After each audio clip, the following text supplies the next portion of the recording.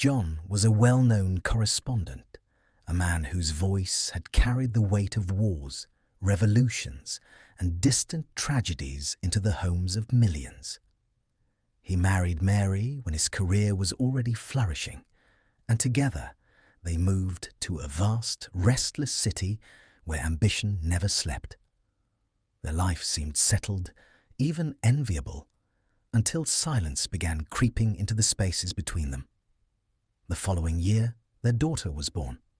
She was small and delicate, with Mary's eyes and John's quiet smile. For a while, the world felt complete.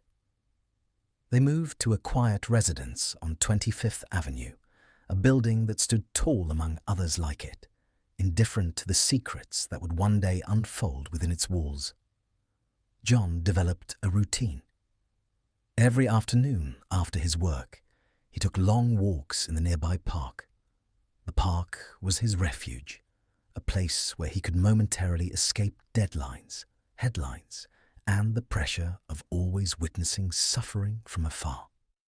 One autumn afternoon, as sunlight filtered through the trees, he noticed a woman sitting alone on a bench. She was elegant, her posture calm, her gaze distant. On impulse, an impulse he would later curse, John spoke to her. Her name was Ortis. She told him her husband lived in another country. Their conversation was light at first, harmless even, but days turned into weeks and weeks into months.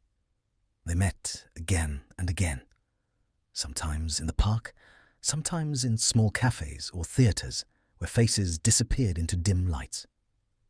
Eventually, Ortis revealed more. She was married to a well-known man, someone respected, someone powerful. She had a grown son who lived with his father. Her life, she said, was lonely despite its appearances. When John's daughter fell gravely ill, everything shifted. Mary had no choice but to move back to her parents' home so the child could receive constant care. John stayed behind, alone in the apartment on 25th Avenue. It was during this time that Ortis became his constant companion. Their affair deepened, secretive, intense, reckless. One day, Ortis announced she intended to move closer to him. She found an apartment in the very same building on 25th Avenue. At first, John opposed it, sensing danger, but desire overcame caution, and he eventually agreed. The secret continued, until John decided it had to end. He asked Ortis to meet him in the same park where they had first spoken. It was fall again. The trees were dressed in shades of orange and yellow, and the paths were buried beneath fallen leaves, as if the earth itself were trying to cover old memories. John sat on the same bench, waiting. "Hello, John," Ortis said softly when she arrived. The scent of her perfume lingered in the air. John did not reply. He only gestured for her to sit. After a long silence, he spoke. "We can't continue this," he said quietly. "I feel guilty. I love my daughter. I love my wife. What we had was wrong from the beginning." Ortis stared at him, disbelief frozen on her face. "But you told me you loved me more than your wife," she said. "Was everything you said a lie?" John lowered his head. His eyes followed the slow dance of leaves falling to the ground. He could not meet her gaze. "Answer me, John," she demanded. "You lied. You took advantage of me, didn't you?" "I love my family," John replied. "I won't destroy my home. You have a husband. You have a son. Think of them. Go back to them.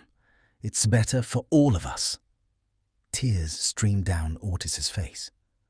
John stood up. "I've accepted a position as a war correspondent with the Associated Press," he said coldly. "I leave immediately for the Far East." And with that, he walked away, leaving Ortis alone on the bench, surrounded by dying leaves. 6 months passed. John returned home wounded, not in body, but in spirit. A blast during an assignment had damaged his hearing.